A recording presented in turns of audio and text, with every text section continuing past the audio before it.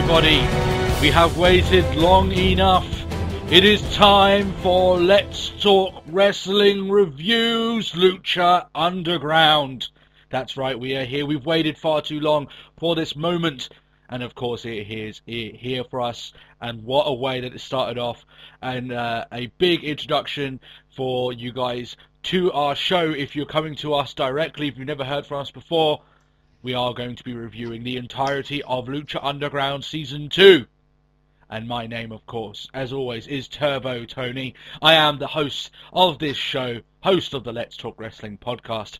But guys, while normally I may be doing this specific review on my own on a weekly basis, there was a man, and I want to tell you a story about this man.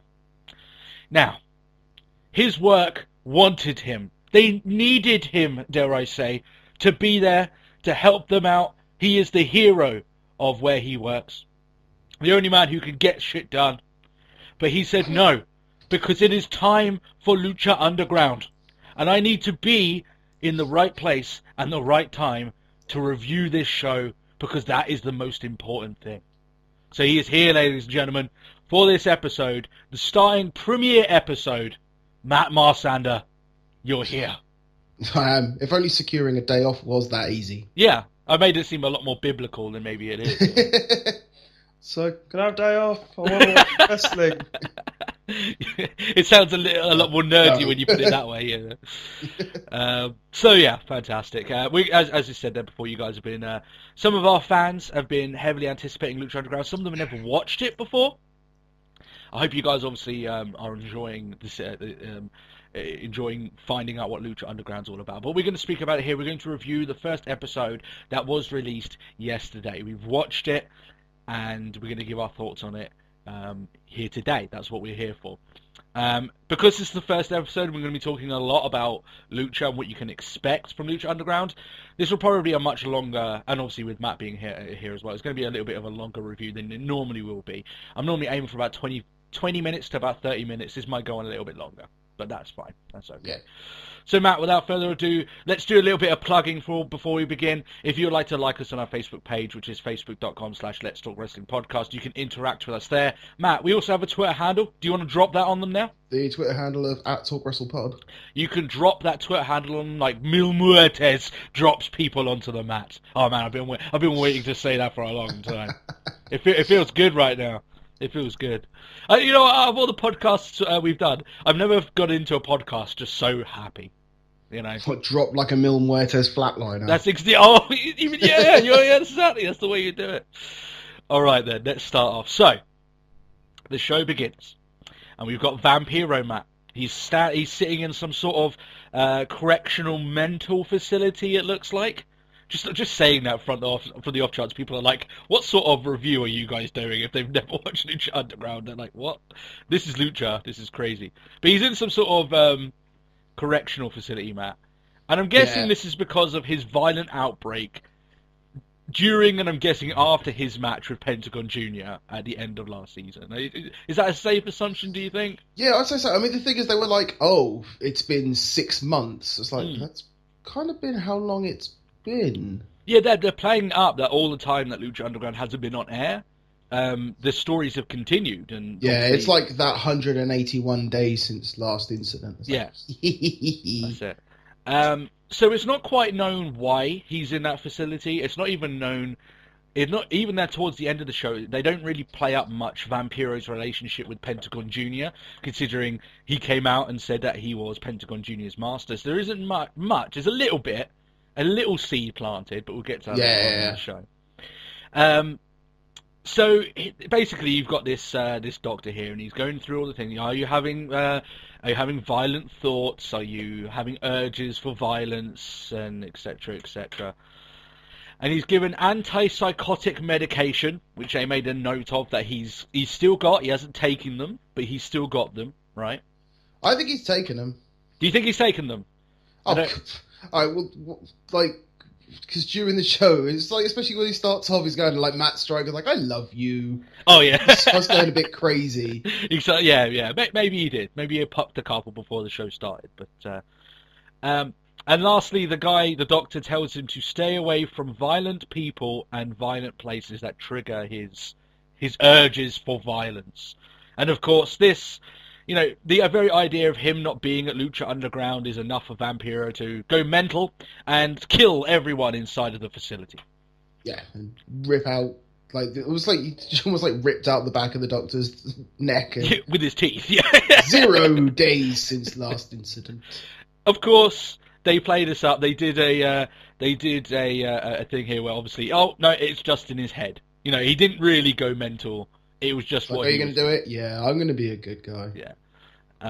But I tell you what, though, he looked Vampiro looking quite vindictive here when he's dreaming of it there. And I know he's still a little bit catatonic, but he pulls it off really well.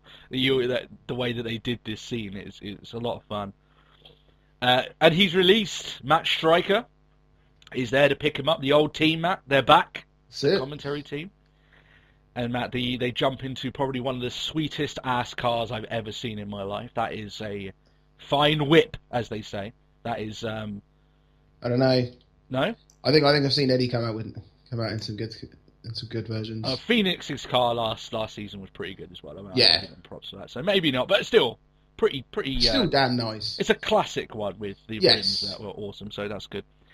And Stryker. Well, first of all, Vampiro says, "Well, do we still have a job?"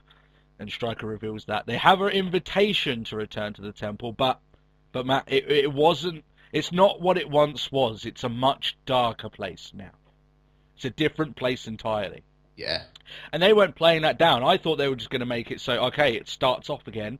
But when at the end of last season, when the Disciples of Death, Mil Muertes, Katrina, they're all standing at the end of the show. That wasn't just a they stand tall and then everything's the same next week. They have taken over the show from top to bottom. There is no Dario Cueto. There's Katrina in his spot, and they have. It's not just that they've won a match, they've won a title. They have taken full control of Lucha Underground, and that's what they mean by it's a darker place because you've got all these guys making the matches, right? Yeah. So there's a big change of what's going on there. And then it switches over then. So we go to Dario Cueto's office, which is inside the temple, of course. We've seen this plenty of times in Season 1. But Matt, now it's looking a lot more different. It's not as... what was it? I don't want to say decadent. Sophisticated, yeah. It doesn't have the Cueto class as we have come to expect from that room. Because Katrina's, obviously, she's now taken that slot, so she's got full control. That's it. There's just skulls and everything just littering the place. That's right. First of all, just before we go into the rest of this bit, that first bit with Vampiro, I thought that was shot so well. I thought it had it was shot like a TV show. Like if you had this stacked up to another TV show, which wasn't wrestling involved, it would be just as fine. It would be okay. And it's really got that dirty, gritty feeling that you would expect from Lucha Underground. Especially, it was very much like sort of just to compare it to like NCIS or something, like Criminal Minds and things like that. So it's like actually quite a really good take of like it's not wrestling. Like it's almost like you were watching like a cop drama. Yeah, and Lucha Underground's always been more of a show than a wrestling event, right? It's always been on that side of the fence. So, and it was great the way it was shot. Like I said, people said last week. We actually had not last week. People have said before. I have said that Lucha Underground, when it comes to shooting those scenes, has better production value than WWE. And I've had fans laugh at me for that. But when I watch scenes like what we had starting off the show, I don't know how they can say that. It's WWE when they do these backstage segments. Yeah, I mean, the production value is fine, but they're not exactly going overboard. Here they shot a scene. This was a scene in a TV show. And the production value is perfect. It's fine. So I just want to add that in here. But anyway, so we go to Katrina's office now. Phoenix arrives. Interesting, Matt, given their history. Yep. All the things that happened between the Grave Consequences match that they had? Yeah. Very interesting. And he tells Katrina that he wants to die. Oh, sorry, he wants to fight Mil Muertes, which is kind of basically the same thing. The same thing. I welcome death. Yeah, I welcome death. Now, obviously not. He wants to beat him, but we all know what that means. It's Mil Muertes. So. Katrina says that it's his right to challenge as he has the gift of the gods. So I'm guessing they're going to be running with this thing that if you have the gift of the gods title, you have a chance of challenging for the main championship. Maybe that's what they go with. Yeah, I'm almost thinking, like, you remember in TNA, I think it was like Austin Aries was just like, I'm going to forfeit the X Division title for a heavyweight match. Yeah, it looks like that's probably, and maybe that's the whole thing about the gift of the gods championship. That I've always imagined that it was. Yeah, I always thought of it that way. So it's nice that they're rolling with it. You know, it just made sort of sense. You know. It gives you a chance. You know, the gift of the gods may not be the championship itself, which is great. The gift of the gods is the opportunity to rise further above that. Yeah. So it's a way that they can run with it. But still, it's Katrina's right then to make him wait next week. And if he keeps the championship until next week, then he'll get his shot against by all means. Then she reveals that King Cuerno has been the one that's been hunting Phoenix for months.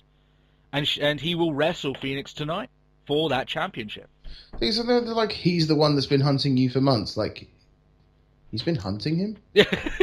That's a bit out of left field. He's the one that's been hunting you. It's like, oh, he is the Grand Hunter, you know, King Cuerno. But still, yeah, I thought it was a bit. I don't know. Maybe it was me. Maybe it was just my eyes. I didn't think it was Cuerno in the video package. I thought it was someone new. But maybe it was just me. But then we saw him after the match in the hat. Yeah, so I guess it sort of makes sense. I guess easily distracted without the big stag head on top of him. It's probably an easy mistake to make. Which was quite tribal, wasn't it? That was quite elaborate, but still, that's what we expect from Lucha Underground. And they do this really cool thing. Now, what they do from here, Matt, is that you've got Katrina inside, which is in a video package. She looks outside, which is the temple, which is full now, ready. And then you've got Mil Muertes, the Lucha Underground champion, and he's sitting on a throne overlooking the ring. Yeah, surrounded by skulls and everything. Yeah. Basically like a king to his people, right? He is the champion, he is the conqueror, right? He sits up there and he's almost a little bit Shao Kahn from Mortal Kombat-esque, right? Which is awesome in itself. Yeah, just a bit. That, you know, he fights when he chooses to fight, but he enjoys watching the suffering of others and watching them vie and scrap for his attention for the very right to be destroyed by Mil Muertes, you know? That's it. I love it. Is that whole sort of, like, he won't make his way down to your level unless he feels that you're worthy. Exactly. Sort of like, I'm not going to, like, mess around with petty. Yeah, exactly. And he's just overlooking it, doing his thing. I thought it was a great touch. I didn't think they would do this, but it's a great touch. I thought it was brilliant. It has a very, like I said, it's got a very Mortal Kombat feel to it, you know. So I thought that was pretty good. Yeah. So the show starts off, the actual show in the ring, because there was about... Let me put this in perspective for you guys, right? And I don't want to make too many comparisons to WWE, because they're two completely different beasts, right? But those two video segments, right, with all the stuff that happened in it, and all the different implications that can come out of it, were less than 10 minutes. Yeah. The next time that you got the Authority out there for 15 minutes doing their long, lengthy promo and basically seeming like they're getting nothing done, just remember what can be done in a space of 10 minutes. All of this can be done in 10 minutes. It's, you know, you can get... I mean, all the different implications of what was done here, matches were set up, all this stuff was done, the links from the previous season, in less than 10 minutes. It was bish, bash, bosh. They wasted no time, while still having that gritty, dirty feeling and having good exposition between characters and stuff like that. So the first match of the actual night is Phoenix versus King Cuerno for the Gift of the Gods Championship. They go straight. How do we start a new season? Title match. Title match, exactly. We've got no time to waste, Matt. No time. And so this match clearly is good. These guys are going out to make a statement, right? Lucha Underground Season 2 is more than likely going to garner more fans than it did in Season 1 because of the success of Season 1. They needed to remind everyone what sort of wrestling you're going to expect. And I thought they did an incredible job. Phoenix, clearly, Matt, in terms of ability, is a level above King Cuerno, clearly. Yeah, I can agree with that. But they both played their part fine. But Yes. Phoenix is is the one that's at times he was going all around the ring. That I'm sure that Cuerno was just seeing a blur just around him. He was all over the place. Was Phoenix doing this stuff? And there's something about when they do a super kick or a big smack or a big punch or something. It feels. I think I picked up on the same thing. You're about to go sort of like it feels bigger. Like there's a lot more impact in those. It makes you feel, Matt, that they really are kicking the teeth out of each other. And maybe it's because it's in a small arena. Maybe they add that in post. They have, I don't know, but yeah, because I was thinking like the chops sounded like kendo sticks. Yes, you like did. That much force in them that the crack just was huge. Yeah, it was. There was a specific moment here where Phoenix landed a super kick on Cuerno. And Jesus Christ, I was like, oh, biting my knuckles going, I know that didn't hurt, but it fucking sounded like it hurt. It looked really, really devastating. So, awesome stuff. In a great match, that I liked the opening. What I liked most about this was the opening exchange, the opening flurry in this match, and it was just a great reminder to everyone of what sort of wrestling you should expect from the show, which is very quick, doesn't have any time to waste. Action-packed violence in some aspects, right? And that's basically what Lucha Underground is. And Cuerno lands his finisher, the thrill of the hunt, but Phoenix kicks out. And you're like, well, what's Cuerno going to do then? If he can't beat him with his finisher, he looks like he's got a new finisher. Does old King Cuerno? And it's this. I'm going to try and explain it to you. So imagine having someone up in a tombstone pile driver position, but putting your hands over their legs rather than under them. Yeah, it's like a small package driver is probably the best way to describe it. Yeah, but whatever way it looked, Matt, it looked fucking dirty, did it not? It looked like, agreed. I was like, as soon as that was done, I knew it was done. Like, there was no way that Phoenix could kick out of that, the way that I thought it was. I didn't think they were going to go that extra with the title match here. And we're exactly right. That was such a dirty move. He won with it. He won the championship, the Gift of the Gods title. Yeah. Which was shocking. I honestly didn't see that coming. Anything can happen in Lucha Underground. It's very unpredictable. I'm not sure what this spells for Phoenix, but this is Lucha Underground. I am sure they've got some sort of storyline for him. They could have easily given up on him after the Grave Consequences match, but they gave him another storyline. They kept him involved. Lucha Underground has got a good history of when they make someone lose, they have something coming out of it. They've got something planned for the future of where they're going to go. So, but obviously this spells the end for Phoenix trying to challenge Mil Muertes because he's lost his own championship now. So yeah, we'll have to see how it goes from there. Maybe a long-term rivalry with Cuerno will happen from there on out. But an awesome match, and like I said, if I got more Phoenix Cuerno matches like that, I'd be happy. Yeah, that was like I said, I don't even want to say serviceable. I thought it was very, very, very good. I thought it was a great, like I said, a great way to reintroduce some of these people to the sort of format that you're going to be enjoying. Especially someone like King Cuerno. What do you mean? He wasn't as a key player in season 1. I'd agree with that. Yeah, he had a few moments here and there, but no, I agree with you. He was one of the, if you could call any of the mid-carders, that would probably be Cuerno himself. But yeah, it's kind of hard-pressed to call anyone a Lucha Underground mid-carders when they're treated like heroes by as much as the top guys in the in there. But still. So after this, you've got Katrina, who speaks to Ivelisse, Havoc, and Angelico, who have been training for the last 6 months to get back on the same page to come back and win their Trios championships, of course. That's been the plan all along. Yep. But then Katrina has something to throw into that mix. She says, well, tonight we're going to have a triple threat match. And whoever wins that will face Mil Muertes for the championship tonight on the show, straight afterwards. Was that something that she said? Because if she did, I completely missed it. What, on this little segment or not? Yeah. Yeah, she said that there, yeah. Okay, I don't remember her saying it. So when, the match was over and Matt Striker was like, and now they faced... I was like, really? No, you must... you've earned number 1 contender for now. And I'm like, I always thought it was going to be that night. So I missed it.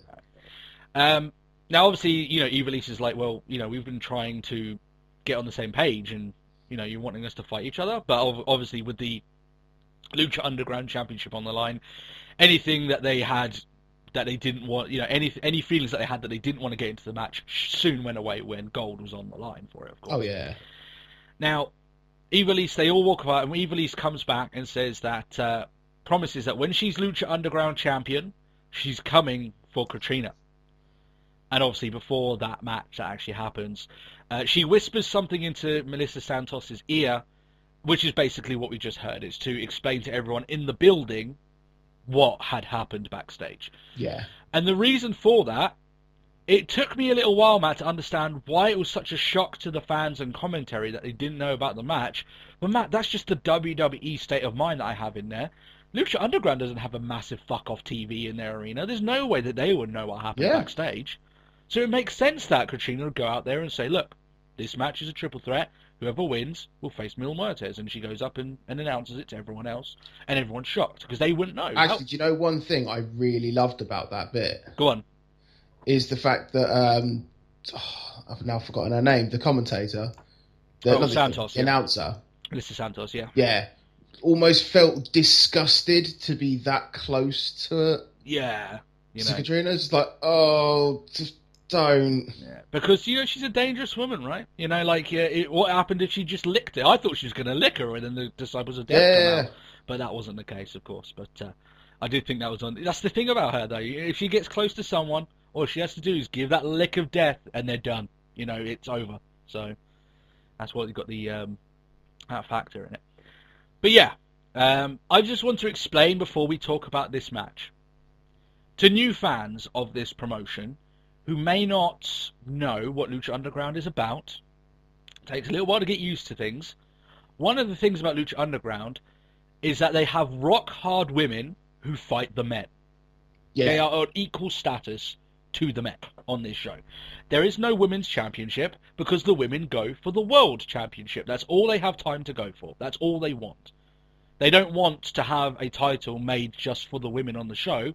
They want the world title. That's what their aspirations are. And some people just can't get their head around the women fighting the men. Myself, I love it. And I'm going to explain I think that's probably going to be my article about Lucha Underground's gender equality on their roster and what it means and some other stuff like that. I love it. I think you're a fan of it, Matt. I am, yeah. And some people aren't. And I'm like, okay, we're in a shift of a social change and how women and how they're perceived and how their equality and things like this are thought of and equality in general. But it takes a little while to get used to. But in Lucha Underground, when you've got Evilise coming down there to fight two guys, she is on the same level as them, right? And that's exactly how Lucha Underground treats it, right? And she was... This is the thing, though, is like... In Lucha Underground, like... If you're over, it doesn't matter your gender. You're fucking over, and Evilise is such a crowd favourite at that place. Yeah, that's right. And I think one of the cool things about it, though, Matt, is that Lucha Underground doesn't just go like, okay, the women are all equal to the men, so if a woman throws a punch on a man, they will sell it the same way that if a man did it. They don't treat it that way because that is the wrong way to do it. I mean, you may be like, oh, quite shocked. No, what they do is that they treat the women, if they're of a lower weight, like a cruiserweight or something, just by just being the weight that they are, they treat them like a cruiserweight. So if Evilise punches someone that's, like Angelico, he's going to take damage. If she punches someone like Mil Muertes, he doesn't give a shit. The same way that if Angelico did it to Mil Muertes, he probably wouldn't care that much. They just do it by weight class, right? That's the way that they treat them, right? So it's not just being, oh, because you're a woman, suddenly if you punch me and I'm a 500-pound guy, I'm going to get hurt by that. Right, which is the wrong way to go. That way, it's not equality because then you're putting them up ahead in spite of things, So they do it very well, and I'm going to explain that all in probably that article I might write in the next week or two if I get extra time. But so this match, Matt, I thought it was very good. I didn't think it was good as the match to start off the show, but that match was very, very good. I thought that opening match. And triple threats, Matt, we all know this. They're notoriously hard to wrestle. You ask any wrestler, what is the hardest match to wrestle? I'm sure that a good majority chances of them... are triple threat's going to come up. Yeah, triple threats. Triple threats are harder to wrestle than fatal four ways most of the time. Which the reason for that is because it's just even. You can have two people again. You have one-on-one in that match, and then you switch over at certain points. With triple threat, you've got a time when people get a little out of the match to take a breather, but you have to make a reason why they've had to take a breather. Two people fight. You need to have the spots that rotate between the three. It's complicated, right? It's a complex match type. And I thought they did a really decent job. They dealt with the three-way stipulation very well. Some big spots here. I liked some of the interactions between each of the people as they go through. And in fact, you've got Ivelisse, who I think in character she is with Son of Havoc. But she's giving it to Son of Havoc. She's beating the shit out of him. And he's beating the shit out of her too. This is Lucha Underground. They don't have time. I thought, I was half expecting there to be like that brief moment where it's like obviously the flash of the relationship sort of thing, when Son of Havoc like shifted out of the way and Ivelisse took all of Angelico's knee. Yeah, and it's like, nope, she's a wrestler, she's in the ring, all that shit goes out the window. Yeah, you know. And I think that's brilliant. I think if they were to play up the relationship thing like that, it would take away from Ivelisse as a competitor, right? I think it wouldn't look as good, but. Like I said, Ivelisse is kicking the shit out of everyone. Angelico, they all got their hits in this match. Maybe Angelico less so. But I'm sure he'll get his moments as time goes on. That's fine. But yeah, there was that moment in the match there, Matt. That big kick where it's like, oh, if you don't realise that the women are going to take just as hard as bumps as the guys on this show, then you understood from that kick exactly where shit is going. So, Ivelisse, on the outside, she waits for her moment. She knocks Son of Havoc off the top rope, so he's all caught up. And she uses a Mahastral Cradle to beat Angelico. She wins the match. Yeah. And she moves on to Mil Muertes for the championship, who, immediately after this match is over, he gets up out of his throne and prepares for battle. He is preparing to defend his championship. Just before the match begins, Matt, there's a small little video package that plays into what happens at the end here. A couple of guys roll up, a few fans looking for what they're deeming as some underground violence that seems to be going on in the local area. We obviously know what they're getting at, you know. Yep. A little bit late to the show at this point, but sure, they still want to get there, you know. Black Lotus shows up, and they're like, oh, okay, so do you know where it is? And she's like, sure, follow me. Well, not as nice. She's basically just like, follow me or I kill you sort of way. Yeah, well, she has that vibe to her, doesn't she? She does indeed. Even now, it's just sort of like, oh, she's a scary one. If this was Star Wars, Matt, she has long since departed to the dark side. So she's killed her master and all that good stuff. So this leads into the main event: Ivelisse versus Mil Muertes, the first match involving a woman for the World Championship on Lucha Underground. So big stuff here. Matt Striker was getting this over big time. How monumental, how historic this was. But they were also at the same time saying that it's more than likely she's going to get fucking destroyed, right? It's Mil Muertes. She's already gone through a match, and the Disciples of Death have basically attacked and taken out her two guys as backup. Yeah, there was, because all of a sudden, sort of like, out comes the stone. Disciples turn up, and as all of a sudden, Ivelisse is on her own. Exactly. On her own with Mil Muertes, who's fresh, Matt. He's ready. He's been having a good old sit-down for the first 40 minutes of the show. And he's like, okay, you know what? I fancy destroying this woman in front of me now. And like I said, guys, this is Lucha Underground. Ivelisse is a contender. Just because she... in Lucha Underground, they don't say, oh, she's a woman, so Mil Muertes is going to take it easy on her. No, he fucking goes for her. Fucking Mil Muertes does not take it easy on anyone. He doesn't. This is Mil Muertes, all right? The man of 1,000 deaths has no time for that shit. And he then, for the start of the match, I mean, you've got Ivelisse throwing punches. They're basically doing nothing to Muertes. Yeah. Just looking at her while she's doing it. And then he decides to basically just destroy her. There's a lot of moves here where he's just throwing her about.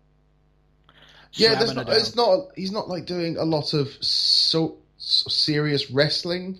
Yeah. It is a lot. Yeah, really. He's just ragdolling her across the whole ring. Yeah, he's enjoying it. You know, he's having fun out there. Well, Mil Muertes doesn't have fun, but he's he's having delight in the moment of breaking down this woman who clearly has a rivalry with his woman Katrina, right? So he's doing the business there. However, Ivelisse manages to land a spiral DDT. Muertes then gets angry, tries to hit back, but instead he takes Katrina clean out in what looks like a spear. He looks like he took a clean out. So she's out. She's all sprawled. He's all in a mess.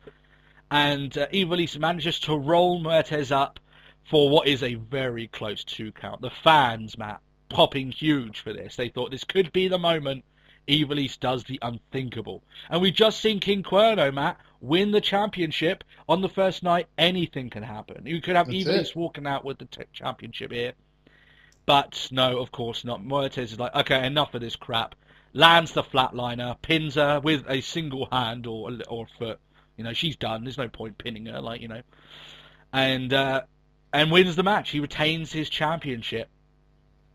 But in the space, Matt, of about 2 minutes at the end of this show, what looks like it's just going to be Muertes posing with his championship, and they go, okay, we'll see you again next week.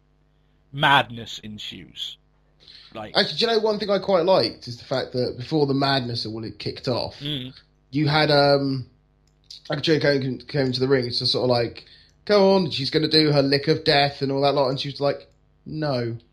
Yeah. She doesn't deserve death. She says suffering, doesn't she? Hit her again. That's it. So he picks her up, Muertes, for another flatliner. And it looks like they're going to spend all night just destroying Ivelisse for their amusement. But then, out of the darkness, because at this point, Matt, they've blanketed out the rest of it. They've got all the light on the ring at this point. So when he actually gets into the ring, Prince Puma comes out. But when he comes into the ring, it looks like he's coming through the darkness because how dark it is on the outside. It looks like he just emerges out of nowhere. It's cool. It's a cool visual. And he attacks Muertes, drags Ivelisse out of the ring. Ivelisse is completely out by this point, completely gone. She's wrestled 2 matches and got quite a beating in the pair of them, right? Especially in the match with Muertes. Yeah. And then just when it looks like, okay, that's when the show is going to end, Pentagon Jr. emerges from the darkness and attacks Muertes. Doesn't just attack him, he breaks his arm. Yeah, he does what Pentagon Jr. does. Yeah. He's taken out the champion. By this thought, Matt, Mil Muertes will not be around for a while, right? This is him done for a little while, if this is the case. I don't know. I think that might have been... I reckon they're going to play it up, but I think it's going to be... I think it's like a shoot broken arm. You reckon? Yeah, I think it's a worked broken arm. I was about to say shoot broken arm. Matt, not a shoot broken arm. That's the completely the wrong one. Yeah, no, that's a worked broken arm. Because if anything, it puts Muertes as in a weakened position. But if anything, they could use it to make Muertes bigger. Oh, you see, so now he's going to be defending his championship with like an arm in a sling or something, or maybe he can. I was going to imagine it's in a cast. Yeah. Yeah. Well, there's multiple ways they could do with this. They could keep him on. He could come out next week like a boss and be like, yeah, my arm did break, but since then it has healed or something like, because of how bombastic Lucha Underground. He's a man of 1,000 deaths. What's a broken arm to Mil Muertes, right? Yeah, that's it. And or he could come out with a sling. It's a good thing like Katrina knows this voodoo spell that cures bones. Yeah, exactly. Right. And how can you stop this man when not even Pentagon Jr. and his sacrifice can stop him, right? So. And there's a little moment, just a little bit, where they put the camera on Vampiro and he looks like he's seen a ghost, right? He looks like he doesn't quite know how to compute seeing Pentagon Jr. in the ring doing what he did. And obviously they're going to play this up. Maybe they're playing this up that... I don't quite know where this goes. This is the interesting thing, because at the end of Season 1, they had Vampiro look like he had taken full mantle, Matt, of being his master. It looked like it was set in stone. His new manager was Vampiro. Right, we didn't even know if he's coming back to commentary, but obviously he has. So maybe they're going to bring back some story that happened in the meantime.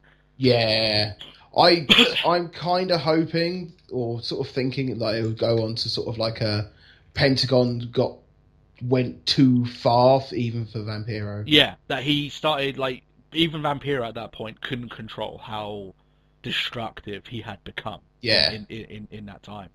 And therefore, maybe even trying to stop him, maybe sent him to wherever he was incarcerated for all that time, and he's had time to mull over Pentagon doing those things. There's a lot of different ways that they can take it in storyline. But that's still not all that ended on this show, which I thought from here on out was an awesome show, a great opening experience, and like I said, some big matches on this show, which just it didn't hesitate at all to start off the new storylines. It was like, bam, it's there, it's gone, and it's all spreading out. It's all going in these directions. There's some characters we haven't even seen yet, so we're excited for seeing them, like Drago. You've got Aerostar. You've got Rey Mysterio. Rey Mysterio, yeah, he's yet to come in, right? We've got a lot of Johnny Mundo, right? Yeah. Prince Puma, we saw him for a little bit, but we're gonna have a match with the guy soon. You can all witness how good he is, right? I'm wondering how long it's going to be until they introduce this commando matey. Yeah, they've got plenty of ammunition to fire at us. This was an awesome show, packed with action, packed with story, and they haven't even begun to scratch the surface. This is how good this show can be when they're all firing, and they've got storylines, Matt. Not just one storyline that they spend the entire show on. They've got about 3 or 4, and then they move to another 3 or 4 the week after. It's like they've got about 8 storylines going at the same time with tons of different mini storylines. It's just awesome how they do it. So at the end of the show, Matt, it shows another clip of Black Lotus with those 3 fans, and Dario Cueto. We finally see him. He's waiting outside what looks like a building, which they're kind of playing off is another temple, maybe. But obviously that isn't the case. There's a gobby fan that's like, oh, I don't buy this is the place of violence. I just don't buy it. And Black Lotus. Violence. Oh, after that I'm going to crush your nuts and break your nose. That's right. Yeah. Black Lotus has no time for this man's shit, and if only he knew the people that she's fought and killed, right? Black Lotus. She's a dangerous woman, Black Lotus. And just as they walk inside after that, Dario Cueto opening up the key. Remember, he used that key to open up the cage for his brother, who has been eating people, right? Just been outright killing them. And he uses the same key. A lot of people didn't pick up on this. He uses the same key to open up this building, right? Yeah. And as soon as these guys walk into the building, they look back and like, okay, so who's actually fighting tonight? Who's fighting tonight? You are. You are. You're going to be fighting. And he closes the door, and all you can hear is screams of pain and what I'm guessing is limbs being torn from left and right. So these 3 fans, looking for some Lucha Underground action, actually end up getting eaten by Cueto's brother. So, Matt, do you fancy going to see Lucha Underground anytime soon? As long as Lotus doesn't take me there. Yeah. We'll find our own way. Okay. You know, and I like how they were like on the thing. They were like 350 miles from wherever, and it's like, so they're not even close. Yeah, not even remotely close. They're very lost at that. If anything, that worked quite well because it was almost like made it out to be. It's like they really had no idea, or just how far Cueto's actually sort of taken his brother. Yeah. It looks like, I mean, I'm going to say spoilers here. We already know that Cueto's brother's going to be a part of this season. We knew that even without spoilers, right? They were building up to it. So maybe his ticket back to get his temple back is his brother. He's going to use him as a battering ram, right? To basically go through anyone he needs to. Because that's all the people inside Lucha Underground. The only language that they all understand is violence. So if he goes in there with this guy who can kill people on command, that could get him his temple back, which is what I'm guessing he wants to do. He's kind of been muscled out at this point, right? Yeah. So that looks like that's where the actual show ends, and it ends off with those people being eaten or destroyed or whatever Dario Cueto's brother likes to do with them. Maybe he just likes drinking tea to a soundtrack of horror movies. Who knows, right? Maybe all these people are still alive, but I very much doubt that. So Matt, what was your final review for Lucha Underground Season 2, Episode 1? I loved it. It's a double thumbs up from me. I thought this was absolutely excellent.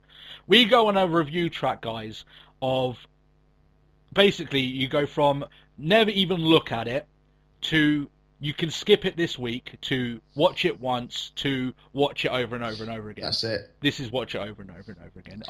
So what time would it have been? Like, so what comes out about like 9 p.m. local? What over there? Over there, like 8 or 9, whatever. So for us, that would be well, should we say like 1 in the morning, typical kickoff of Raw. Yeah, I'd say so, yeah. By like 5 hours later, I was watching it. Yeah. Because it was that whole, I was up at 7, sort of just like, I'm going to look for Lucha Underground and see if it's available yet. Yeah, and yeah, it's a lot of fun. And Matt, I have already watched the first 10 minutes twice. And that's before I literally watched it and then got on here to review it. So I managed to find 10 minutes within there to rewatch the first 10 minutes. On yours, did it show the... Because like, it was almost like as a refresher, because I had like a countdown to season 2. Yeah, I had like the last 3 minutes of the promo we got at the end of last season. Yeah, I had the same thing. I had the same thing. So. Oh, do you know, I'm quite actually looking forward to seeing Aerostar back after seeing like his like the still image out of the season, out of the promo video. Yeah. Like the trailer. I'm just looking forward to see what Drago's gear looks like. I'm sure he's got new gear or something. That's going to be That's true. He's still got the best mask in wrestling. There's absolutely no comparison. Like, he has the best mask in pro wrestling. It is amazing how awesome that mask is. So, but still, awesome stuff. Great stuff from Lucha Underground, and it looks like they're hitting the ground with both feet running. Few cool little touches here, like Muertes being Shao Kahn of Lucha Underground. Which That's just the whole time, just him overlooking and just sort of like, oh, he looks really menacing up there. Yeah, and that bit when he comes down for his title match and he's just slowly walking through the mist, and it's like, oh god, now this shit has hit the fan. Oh, yeah, fuck. Oh fuck, yeah. So awesome stuff, guys. We do heavily recommend it if you can watch it. And, of course, if you did like this review, you can leave a like. You can leave any questions down below. If they are Lucha Underground specific questions, I don't know, Matt, maybe we might leave them until the next Lucha thing. I'm not sure. People ask. I tell you what, if you guys want it on there, then we might leave it on there. We don't know. But apart from that, if you are new to Let's Talk Wrestling from this, then please subscribe. You can catch our regular episodic show on every single Sunday, where we review every segment of Monday Night Raw, give you guys the wrestling news of the week. We also do pay-per-view reviews on WWE pay-per-views, which also we will be doing for Lucha Underground here on this show, so you can expect that. This show comes out every Thursday now. Every Thursday until Season 2 is over, we'll be doing a review for Lucha Underground. So plenty of content for you guys. I mean, at very least every single week now until Lucha Underground Season 2 is done. You're getting 2 videos every single week on this channel, which is awesome stuff. So apart from that, Matt, is there anything else you want to say? No, just I'm very much waiting for next week. That's right, yeah. Next week can't come quick enough. That's what I'm saying. So awesome stuff. All right, guys. I hope you guys have a great week. Hope you enjoyed this episode, and we'll catch you all at the weekend. That's it. We'll catch you soon. Bye-bye. Bye.